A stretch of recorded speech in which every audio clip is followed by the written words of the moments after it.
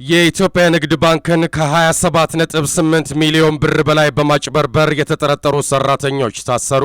ሐሰተኛ ስም በመጠቀም የቀበሌ መታወቂያ በማውጣትና ሐሰተኛ ሰነዶችን በማዘጋጀት ከኢትዮጵያ ንግድ ባንክ ሰሜን አዲስ አበባ ዲስትሪክት ብርሃንና ሰላም ማተሚያ ቅርንጫፍ 27,876,705 ብር በማጭበርበር የተጠረጠሩ የባንክ ሰራተኞችና ግለሰቦች መታሰራቸው ታውቋል። ተጠርጣሪዎቹ ወክላ ኃላፊነቱ የተወሰነ የግል ማህበር የተባለ ድርጅት የተመሰረተ በማስመሰል ሐሰተኛ የንግድ ሥራ ፍቃድ፣ የንግድ ምዝገባ፣ የምስክር ወረቀት፣ የግብር ከፋይ ምዝገባ ሰርቲፊኬት፣ የመመስረቻ ጽሑፍና የመተዳደሪያ ደንብ በማቅረብ በድርጅቱ ስም አዲስ ሂሳብ መክፈታቸውን የሪፖርተር ምንጮች ገልጸዋል። ተጠርጣሪዎቹ አዲስ እንዳቋቋሙት በተገለጸው ወክላ ኃላፊነቱ የተወሰነ የግል ማህበር ስም በከፈቱት የሂሳብ ቁጥር 100011521550078 ውስጥ የኢትዮጵያ ንግድ ባንክ ደንበኛ ከሆኑ የተለያዩ የመንግስት መስሪያ ቤቶች በድምሩ ከላይ የተጠቀሰውን የገንዘብ መጠን በማውጣት ማስገባታቸውን ምንጮች አስረድተዋል። ተጠርጣሪዎቹ ከተለያዩ የመንግስት መስሪያ ቤቶች ሂሳብ ላይ በማውጣት ወደ ድርጅታቸው ያስገቡትን ገንዘብ በተለያዩ ግለሰቦች ስም በኢትዮጵያ ንግድ ባንክ፣ በዳሽን ባንክ፣ በውጋገን ባንክ፣ በንብ ኢንተርናሽናል ባንክ፣ በአዋሽ ኢንተርናሽናል ባንክና